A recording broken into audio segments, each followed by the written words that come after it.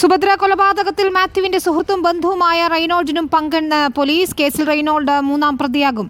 സുഭദ്രയുടെ ആഭരണങ്ങൾ കൈക്കലാക്കാൻ വേണ്ടിയുള്ള കൊലപാതകം ആസൂത്രണം ചെയ്തതിൽ റെയ്നോൾഡിന് പങ്കുണ്ടെന്ന മാത്യുവും ശർമിളയും പോലീസിന് മൊഴി നൽകിയിരിക്കുന്നു.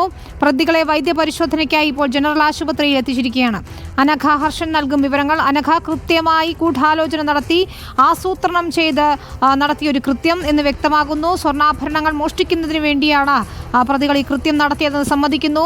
നേരത്തെ അറസ്റ്റിലായ രണ്ടുപേരെ കൂടാതെ ഇപ്പോൾ റെയ്നോൾഡിനു കൂടി കൃത്യമായി പങ്കുണ്ട് എന്ന് തന്നെയാണ് പോലീസ് വ്യക്തമാക്കുന്നത്. ഇപ്പോൾ വൈദ്യപരിശോധനയുടെ ദൃശ്യങ്ങളാണ് നമ്മൾ കാണുന്നത്, അല്ലേ?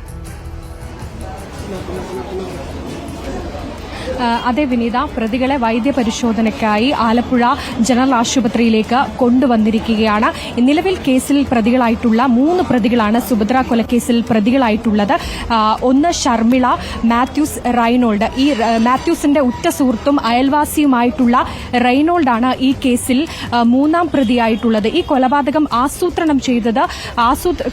ആസൂത്രണം ചെയ്തതിൽ റെയ്നോൾഡിനും പങ്കുണ്ട് എന്നാണ് പോലീസ് കണ്ടെത്തിയിരിക്കുന്നത്. എന്തായാലും കേസിലെ 3 പ്രതികളും ഇപ്പോൾ ആലപ്പുഴ ജനറൽ ആശുപത്രിയിൽ വൈദ്യപരിശോധനയ്ക്കായി അന്വേഷണ സംഘം എത്തിച്ചിട്ടുണ്ട്.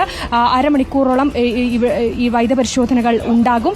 അതിനുശേഷം മറ്റ് പ്രശ്നങ്ങളൊന്നും ഇവർക്കില്ലെങ്കിൽ ഇവരെ ഇന്ന് തന്നെ കോടതിയിൽ ഹാജരാക്കും.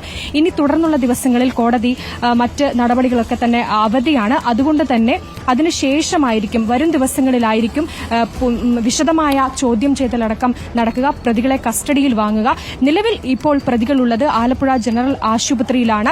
ഈ ആശുപത്രിയിൽ പ്രതികളെ വൈദ്യപരിശോധനയ്ക്ക് എത്തിച്ചിരിക്കുകയാണ്. ഈ പ്രതികളിൽ ഈ നീല ഡ്രസ്സിട്ട ആളാണ് ഈ മാത്യൂസിന്റെ ഉറ്റ സുഹൃത്തായിട്ടുള്ള റെയ്നോൾഡ്.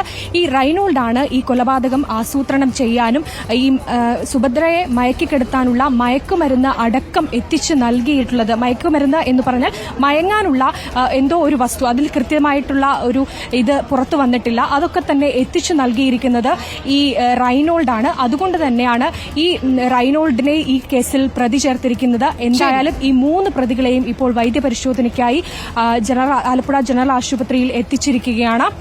വിനീത.